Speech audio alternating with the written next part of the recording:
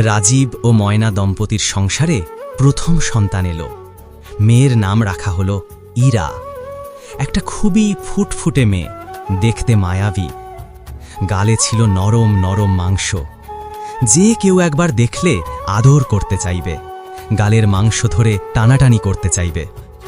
প্রথম সন্তান বলেই তাকে নিয়ে যত্নে কোনো ঘাটতি ছিল না। ইরা সুস্থ আর স্বাভাবিকভাবেই বড় হতে লাগল। একদিন ইরার বয়স তখন মাত্র 5 মাস। শীতকাল। ময়না উঠোনে মেয়েকে নিয়ে রোদ পোহাচ্ছে।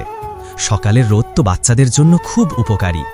সে ইরাকে একটা পাতলা কাপড় বিছিয়ে রোদে শুইয়ে দিল। ঠিক তখনই পাশের ঘর থেকে এলো ইরার চাচা রবিন। এসেই ইরাকে কোলে তুলে নিল, আদর করতে লাগল, হাসানোর চেষ্টা করল।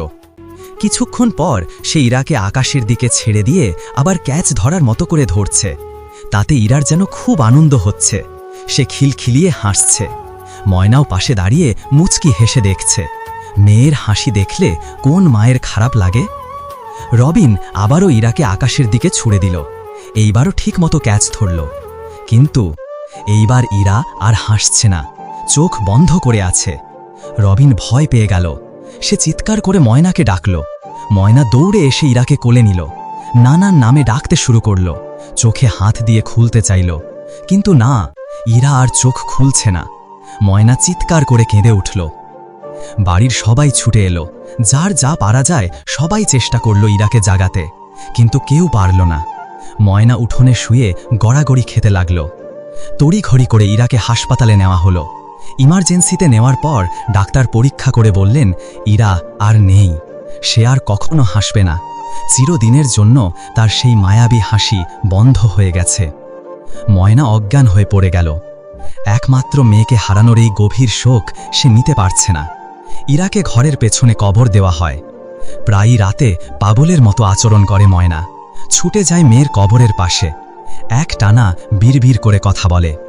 ইরাকে ভুলতে পারছে না। খাওয়া দাওয়া বন্ধ, শরীর শুকিয়ে যাচ্ছে দিন দিন। এবং ময়নাকে নিয়ে শহরে চলে যায় রাজীব। আমরা অনেকেই শিশুদের আকাশে তুলে আবার ক্যাচ ধরে আনন্দ করি। শিশুদেরও ভালো লাগে, কিন্তু এটা খুব বিপজ্জনক হতে পারে। কারণ ছোট শিশুদের শরীর এখনো পরিপূর্ণভাবে গঠিত হয়নি। তাদের মাথার হাড় নরম, মস্তিষ্কও নরম। আবার ওভাবে ওপরে তোলা হলে মস্তিষ্ক বারবার মাথার খুলি বা হাড়ের সাথে ধাক্কা খায়। এতে ভেতরের রক্তনালী ছিঁড়ে গিয়ে আভ্যন্তরীণ রক্তক্ষরণ শুরু হয়।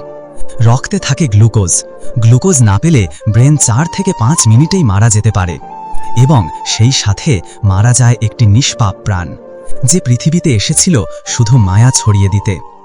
শেষ কথা, আনন্দ করুন, তবে সচেতন হন। একটি ভুলেই একটি পরিবার চিরতরে ভেঙে যেতে পারে।